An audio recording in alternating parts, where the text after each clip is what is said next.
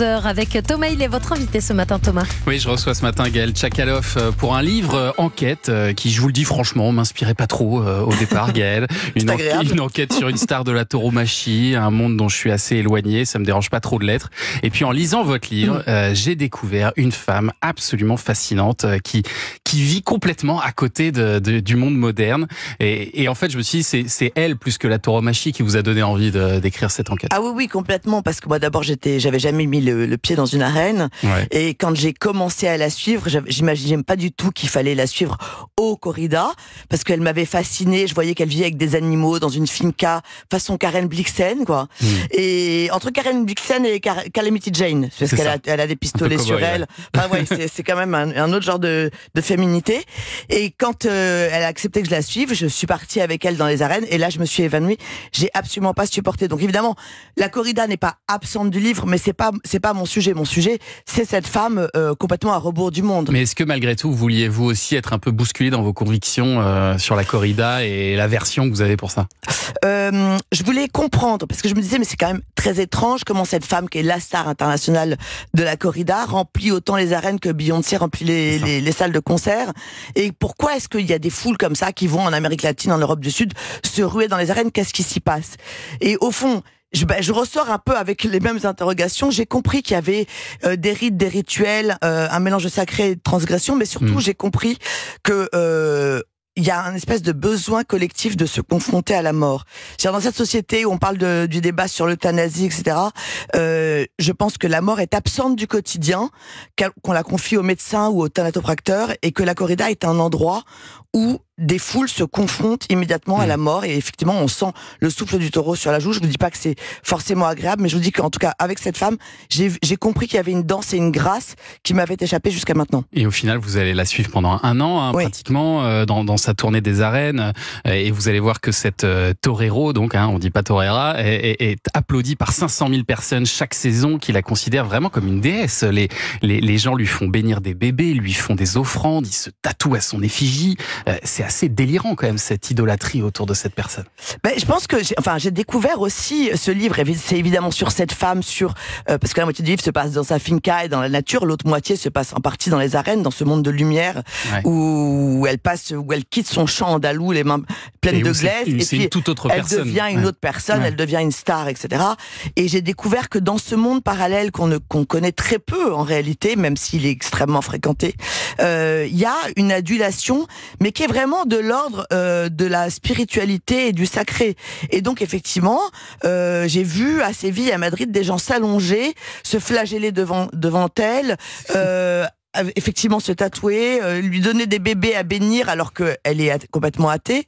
Mais bon. Puis elle est jeune, surtout, elle a 39 ans. Elle a 39 ans, elle est toute jeune. Ce qu'il faut dire aussi, c'est qu'elle est somptueusement belle. Très belle. Et donc ça ne gâche pas le plaisir des aficionados apparemment. Et alors, Léa Vicens, elle est française, donc elle a réussi à être formée par les meilleurs en Espagne. Aujourd'hui, elle vit dans cet immense domaine en Andalousie où elle soigne, elle nourrit notamment ses taureaux, des taureaux qu'elle va ensuite devoir tuer dans l'arène. Donc en fait, ce qu'elle explique, elle, c'est que la femme qui vit avec ses animaux et celle qui est dans l'arène, c'est vraiment pas du tout la même.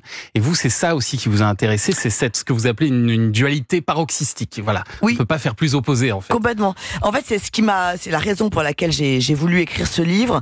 Évidemment, si ça avait été juste un torero ou une torera qui allait tuer un animal dans l'arène, même si c'était avec toute la grâce qu'on peut imaginer, je pense que j'aurais moins vu une héroïne romanesque. Le héros de roman type, qui est le héros stendhalien ou le héros de Flaubert, c'est un héros qui est rempli de paradoxes, et elle en a plein, et notamment le premier, c'est celui-ci, c'est-à-dire que elle est folle d'animaux, elle vit avec une centaine d'animaux, des cochons, des chiens, des chats, un chameau, évidemment des chevaux, etc. Parce qu'elle torait à cheval, ça on l'a pas souligné. Oui. Une des premières nuits que je passe chez elle avait acheté des taureaux de combat pour s'entraîner, et ils se sont blessés en se battant. et elle a passé la nuit allongée à côté du taureau à le soigner pour pas qu'il ait mal. Et là, je me suis dit, bon, ok, donc elle a un pet au casque, comme on dit dans le midi, c'est-à-dire qu'elle a une forme de folie, joyeuse ou pas, mais elle est tellement attachée aux animaux que, au fond, elle est presque une espèce de Valkyrie des fauves. Et son rapport aux animaux se modifie complètement quand elle est dans l'arène. Quand elle est dans l'arène, elle se donne l'autorisation.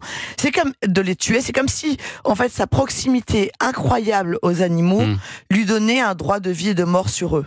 En tout cas, votre livre, il donne vraiment matière à réfléchir sur la question de la tauromachie quand même, parce que on sent que vous-même, d'ailleurs, Gaëlle Tchakaloff, au-delà d'avoir été séduite par cette femme, vous avez été peut-être convaincue de l'intérêt de faire perdurer cette tradition de la tauromachie.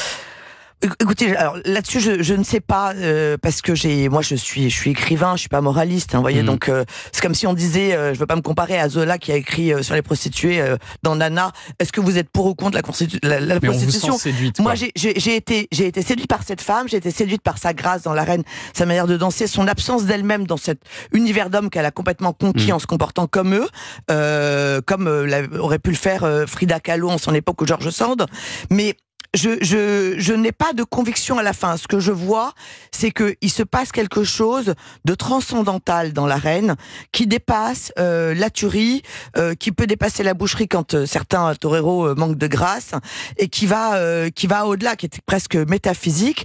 Donc je rebats des cartes battues et je vous refais une conversation façon café de commerce, mais il y a quelque chose d'absolument artistique et qui m'a touché, effectivement, qui m'a touché.